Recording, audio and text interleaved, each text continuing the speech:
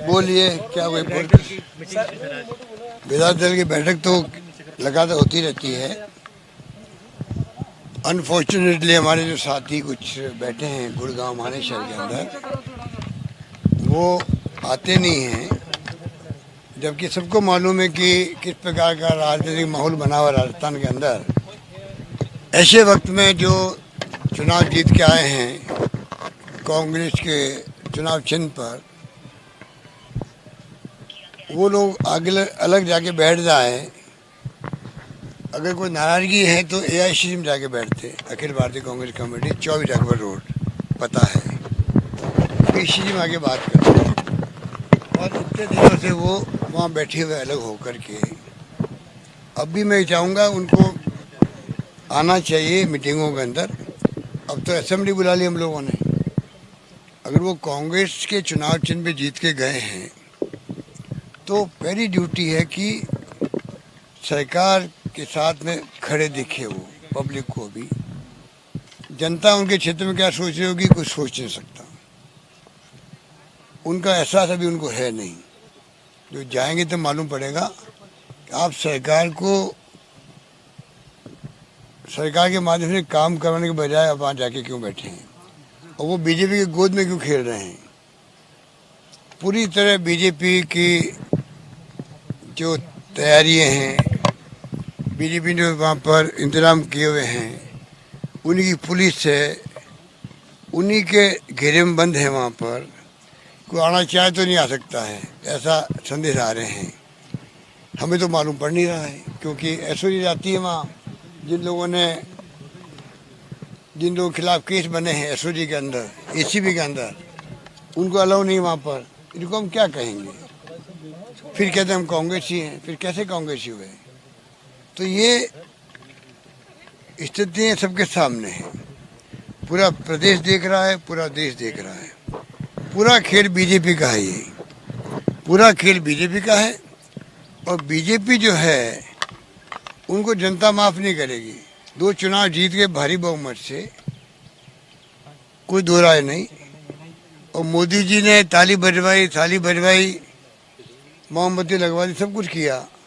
लोगों ने उनकी बात का ध्यान भी दिया। ये बहुत बड़ी बात है कि प्रधानमंत्री कहने से पूरे मुल्क के लोग बात को फॉलो करें। तो आज जिस प्रकार से केंद्र सरकार में बैठे हुए मंत्री लोग उनके षड्यंत्र कर रहे हैं, एक नाम तो सामने आ ही गया मिस्टर शेखावत का। जो ऑडियो आया बिल्कुल सबको मालूम है कि किसका ऑडियो है। अभी तक उसका इस्तीफा नहीं हुआ है। उनके ऊपर जो एक संगीन केस कोर्ट ने भी मान लिया, जांच शुरू हो गई एसओजी के अंदर, कोई कार्रवाई नहीं हुई है। कांग्रेस के वक्त में तो रेल मंत्री का इस्तीफा हो जाता है, कानून मंत्री का इस्तीफा हो जाता है, मुख्यमंत्री का इस्तीफा हो जाते हैं। और यहाँ आप देखिएगा, जो सरकार गिराने के षड्यंत्र कर रहा है, जो इतनी जनता को लूट चुके हैं, वो चिट फंड है, पता नहीं कौन सी कंपनी है, क्या नाम है उसका, आपको मालूम होगा, संजीवनी। उसके बाद में भी कोई कार्रवाई नहीं। तो जनता सब देख रही है। और बीजेपी को चाहिए, अमित शाह जी को चाहिए कि सरकार गिराने के इरादे छोड़े देश के अंदर। उससे लोकतंत्र कमजोर होगा, उससे जनता के जीवन को बचाना है। उसके लिए सबको लगना चाहिए। जनता का जीवन कैसे बचे? WHO की रिपोर्ट आ रही है, बहुत ही गंभीर आ रही है कि आने वाले वक्त में कोरोना बहुत ज़्यादा फैल सकता है। हमें चिंता वो लगी हुई है, इसलिए मैं रोज़ वीडियो कॉन्फ्रेंसिंग करता हूँ, रिव्यू मीटिंग करता हूँ, और सारे साधन झोंक सके हमने। अभी मैंने परसों ही 350 करोड़ रुपए गरीबों के खाते में डाले हैं। तमाम तरह की दवाइयाँ महंगी है, मैंने कहा कि गरीब से गरीब आदमी है, उसका इलाज भी पूरा होना चाहिए। और दूसरी तरफ हमारी गवर्नमेंट को गिराने के लिए षड्यंत्र हो रहे हैं। तो आप बताइए कि क्या चुनी सरकारों का काम सरकार गिराने का है या लोगों के जीवन को बचाने का है? लोगों का जीवन बचाने का। आप बताइए, मुझे समझ के परे है कि किस प्रकार से कोई सोच रख सकते हैं कि लोगों का जीवन बचे, आजीविका बचे, उसकी वजह आप सरकार गिरा रहे हो। तो मैं समझता हूँ कि प्रधानमंत्री जी को चाहिए वो खुद देखिए हो क्या रहा है राजस्थान के अंदर। मैंने खुद ने टेलीफोन किया प्रधानमंत्री जी को, बातचीत करी मैंने खुद ने, और मैंने बताया उनको किस प्रकार की स्थिति राजस्थान के अंदर है। देश का प्रधानमंत्री है, मेरी ड्यूटी थी मैं उनसे बात करूं। मुझे खुशी है गवर्नर साहब ने कल मेरी बात को माना और 21 दिन के बजाय जो 7 दिन चले गए थे पहले के, मैंने कहा उनको काउंट कर लीजिए आप, कम से कम और 21 दिन रहेंगे तो हॉर्स ट्रेडिंग बढ़ेगी। ये पूरा खेल डिले करने का इसलिए होता है जिससे कि बीजेपी ने हॉर्स ट्रेडिंग करने का जो ठेका ले रखा है और बीजेपी के बिहार पे जो हमारे खुद के पार्टी कुछ नेताओं ने ठेका ले रखा था, उसके माध्यम से हॉर्स ट्रेडिंग हुई है। सबको मालूम है, सबको मालूम है। इरादे क्या सबको मालूम है। कहते हैं, कई लोग कहते हैं हम बीजेपी नहीं जाएंगे। बीजेपी नहीं जाओगे, थर्ड मोर्चा बनाओ, तीसरी पार्टी बनाएंगे, जो षड्यंत्र किए गए हैं इसके मायने आप कांग्रेस छोड़ रहे हो वॉलंटरली। तो कानून इसके लिए क्या कहता है, वो संविधान में कानून में लिखा हुआ है। सुप्रीम कोर्ट जजमेंट क्या है सबको मालूम है कि कोई व्यक्ति अगर पार्टी छोड़ना चाहता वॉलंटरली तो उसके लिए क्या प्रोविजन है सबको मालूम है। फिर भी कानून की लड़ाई लड़के आप डिले करवा रहे हो। तो मैं समझता हूँ कि तमाम जनता को आभास है।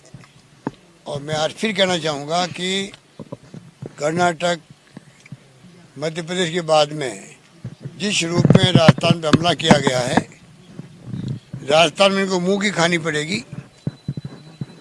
और यहाँ हमारी एकजुटता है, सरकार हमारी पूरे 5 साल तक चलेगी, इनके तमाम षड्यंत्र विफल होंगे और पूरे देश में मैसेज आएगा कि राजस्थान के विधायकों ने हॉर्स ट्रेडिंग में परवाह नहीं करी, लोभ लालच में नहीं आए, ईमान के साथ रहे, ईमानदारी से रहे। और जो लोग गए हैं, मुझे पता नहीं उनमें से किन किन लोगों ने पहली किस्त ली है। कहीं हो सकता है कि लोगों ने किस्त नहीं ली हो। मैं चाहूँगा उनको वापस आना चाहिए, नंबर 2, कल रात से जैसे ही 14 तारीख की तारीख आई है असेंबली की, उसी वक्त से जो पहले वो पहली किस्त 10, दूसरी किस्त 15 की थी, अब आपको जान के आश्चर्य होगा अब अनलिमिटेड हो गई है। अब पूछा जा रहा है अब आप बताओ क्या चाहिए आप। इसका मतलब 25 से जो है हॉर्स ट्रेडिंग की रेट और बढ़ गई है। मॉनिटरिंग कौन कर रहा है देश के अंदर, सबको मालूम है। इसलिए आज बताइए, देश का दुर्भाग्य देखिए आप, 2 बार इस देश की जनता ने लगातार पंडित नेहरू के बाद में नरेंद्र मोदी जी को प्रधानमंत्री चुना है। और इस देश के अंदर लोकतंत्र की जो धज्जियां उड़ाई है, चुनी सरकार को जो तोड़ रहे हैं, मैं समझता हूँ कि जनता इनको माफ़ नहीं करेगी। और कोरोना की महामारी भयंकर है, जो लोग मर रहे हैं सबको मालूम है, उसके बावजूद भी लोग परवाह नहीं कर रहे हैं। इनको सरकारें गिराओ, कांग्रेस मुक्त भारत बनाओ, ये चिंता है, बजाय कि किसी के जीवन बचाने की। दुकानें बंद पड़ी रही, व्यापार ठंडे बंद पड़े रहे, उद्योग धंधे बंद हो गए थे। और तो और लॉकडाउन में क्या हुआ, और वापस गाड़ी पटरी लाने की हम कोशिश कर रहे हैं जिससे कि आजीविका चले लोगों की। इनको कोई परवाह नहीं। हमारी सरकार लगातार कोरोना पे ध्यान दे रही है। माननीय राज्यपाल महोदय लगातार कोरोना की बात करते हैं। अभी उन्होंने, मुझे अच्छा लगा, उन्होंने मैसेज दिया कि राजस्थान सरकार बहुत शानदार काम कर रही है प्रबंधन का कोरोना को लेकर के। बाकी जो हमारे जो भी गवर्नेंस है उसमें हमारे मंत्री लोग जाके बैठे सचिवालय में, मजबूरी में हमारे एमएलए यहाँ बैठे हुए हैं। और मैं उम्मीद करता हूँ कि भगवान इनको सद्बुद्धि दे कि कोरोना की जंग को लड़ने में राज्य सरकारें केंद्र मिलकर लड़े पक्ष विपक्ष सब लड़के सब मिलके लड़े। जैसे मैंने राजस्थान परंपरा कायम की है, बीजेपी, कांग्रेस, सीपीएम, सीपीआई, कोई पार्टी हो, बीपीटी, सब मिलकर के कोरोना की लड़ाई लड़ रहे थे हम लोग। सबको मैंने साथ लिया था। वही भावना के साथ में पूरे मुल्क में ये लड़ाई लड़ी जानी चाहिए कोरोना के खिलाफ में, तब जाके हम विजय प्राप्त करेंगे कोरोना की जंग से। ये जो हालात बना रखे हैं बीजेपी ने, बीजेपी को जनता माफ नहीं करेगी। और जितने बयानबाजी कर रही राजस्थान के नेता लोग, ये छिप के जाते दिल्ली। इनको पूछो, जब आप षड्यंत्र में शामिल नहीं हो तो आपको छिपके जाने की जरूरत क्या है दिल्ली के अंदर? आप कोई दिल्ली आना कोई बुरा तो है नहीं, आप जाओ, हाईकमांड से मिलो, वापस आओ, क्या दिक्कत है आपको? पर सब नेता छिपके जाते हैं, छिपके आते हैं, रात को जाते हैं, सुबह आके कहते हैं हम तो यहीं थे। झूठ बोलने की क्या आवश्यकता है? तो इसलिए हम इनको पूरा एक्सपोज करके रहेंगे। हम भी छोड़ने वाले नहीं इनको।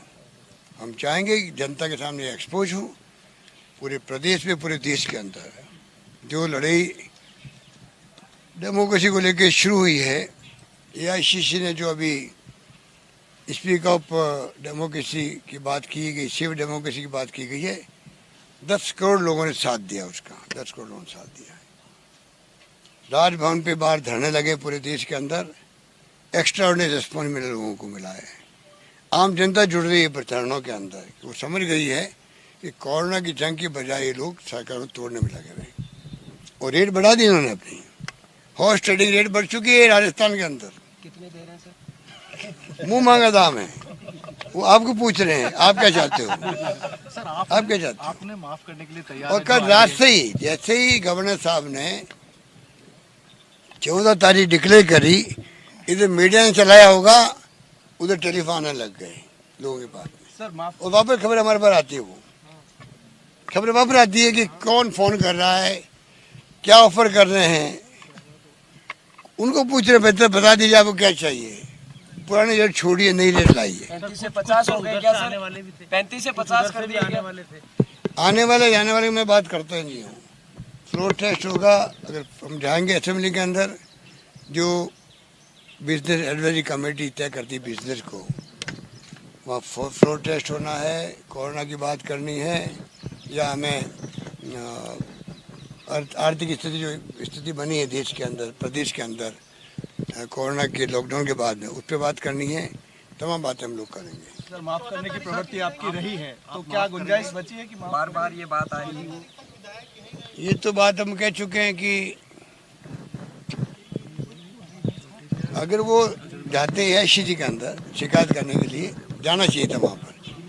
वहाँ जो हरियाणा के अंदर बैठे उनकी बजाय जाना चाहिए इनको एआईसीसी के अंदर जाना चाहिए। अगर मुख्यमंत्री की शिकायत है तो जाके हमारी शिकायत कराए हाईकमांड को, कोई दिक्कत नहीं है। भाई खुला, मैं समझता हूँ कि जो रूप लिया उन्होंने, उससे पता नहीं वो चाहते क्या है। कांग्रेस के अंदर तो जैसे कोई वॉलंटियर मेंबरशिप छोड़ रहा हो, उस ढंग का माहौल उन्होंने बनाया है। और उसके लिए संविधान और सुप्रीम कोर्ट परमिट नहीं करता किसी को भी। सर हरीश साल्वे ने आज बहस भी की है बसपा विधायकों को लेकर के, और कह दिया कि मर्जर गलत है। जब बीजेपी मर्जर करवा रही है, वो तो 4 टीडीपी के 4 मेंबर पार्लियामेंट को राज्यसभा के अंदर रातों रात मर्जर करवा दिया राज्यसभा के अंदर। वो तो मर्जर सही है। और राजस्थान के 6 विधायक मर्डर करके कांग्रेस में, वो मर्डर गलत है। तो फिर बीजेपी का चाल चरित्र चला कहाँ गया, मैं पूछना चाहता हूँ। राज्यसभा में मर्डर हो वो सही है, या मर्डर हो वो गलत है। 2/3 बहुमत से कोई पार्टी टूट सकती है, अलग बन सकती है, मर्डर कर सकती है दूसरी पार्टी के साथ में। यहाँ 6 के 6 मर्डर हो गया है। तो मायावती जी की जो शिकायत है वो भी वाजिब नहीं है, क्योंकि मायावती जी के 2 विधायक अगर अलग होते तो शिकायत हो सकती थी उनको। क्योंकि 6 विधायकों ने खुद ने अपने विवेक से मर्डर किया, हमारी पार्टी में शामिल हो गए, उसके बाद कोई शिकायत वाजिब शिकायत नहीं है। मेरा मानना है कि मायावती जी को जो बयानबाजी कर रही हैं वो भाजपा के इशारे पे कर रही है। भाजपा जिस प्रकार से सीबीआई, ईडी, इनकम टैक्स का दुरुपयोग कर रही है, डरा रही है, धमका रही है सबको ही। आप देखो राजस्थान में क्या हो रहा है, क्या हो रहा है सबको मालूम है। ऐसा तो हमारा कोई देखा नहीं भाई। और मायावती जी भी डर रही है उनसे, मजबूरी में वो बयान दे रही है। तो ये मैं समझता हूँ कि वक्त बताएगा कि जनता, वक्त आने पे जनता झटका भी देती है, मालूम ही नहीं पड़ता है। तो बीजेपी जो है ये फासिस्टी पार्टी है, लोकतंत्र में इनका यकीन नहीं है, चेहरा पहने हुए खाली लोकतंत्र का सत्ता मारने के लिए। अब जो लोकतंत्र को खतरा पैदा हुआ है उसको मैं समझता हूँ कि मीडिया को भी आगे आना चाहिए। मैं फिर कहना चाहूँगा, मीडिया इस देश का डरा हुआ है, वो निष्पक्ष रिपोर्टिंग नहीं कर पा रहा है। और मैं उनको कहना चाहूँगा कि निष्पक्ष रिपोर्टिंग करे, बजाय कि संबंध होते हैं आपसी संबंध अच्छे होते हैं, दोस्ती होती है, वो अलग रखे अपनी जगह पर, सच्चे को सामने लाए। ये देश अपेक्षा करता है मीडिया से। सर आज तनाव मुक्त लग रहा है, मतलब सब कुछ अच्छा हो गया सर। मुझे गॉड गिफ्ट है ये, चाहे मैं तो रोज ऐसे ही रहता हूँ, मुझे गॉड गिफ्ट है। चाहे कैसी स्थिति कुछ भी हो, तब भी जो है अगर आप सत्य के रास्ते पर हो, अगर आपके मुद्दे सही हैं, पब्लिक इंटरेस्ट के हैं, गांव के हैं, गरीब के हैं, किसान के हैं, और उसकी लड़ाई लड़ना पड़े, डेमोक्रेसी को बचाने की लड़ाई लड़ना पड़े, लड़ाई को लड़ना पड़े, तो सत्य ही जो है मुझे गॉड गिफ्ट है कि मैं आज हूँ वैसे रहता हूँ। सर इस विधानसभा सत्र से बड़ा सियासी संदेश जाएगा उन ताकतों को जो लगे हुए थे कुछ साजिश करने में, सबकी नजरें हैं। राजस्थान देश की राजनीति का टर्निंग पॉइंट बन सकता है, बशर्ते कि मीडिया साथ दे। मीडिया खुद बाइस रहता है आप लोग, तो ये अच्छी बात नहीं है। आप देश में लोकतंत्र को बचाने के लिए पहले आप भी हो, मीडिया वाले भी हो, ये मत भूलो। हम तो अपना फर्ज अदा करेंगे और फर्ज अदा करते हुए हम लोग संघर्ष करेंगे और कामयाब होंगे। धन्यवाद। ओके।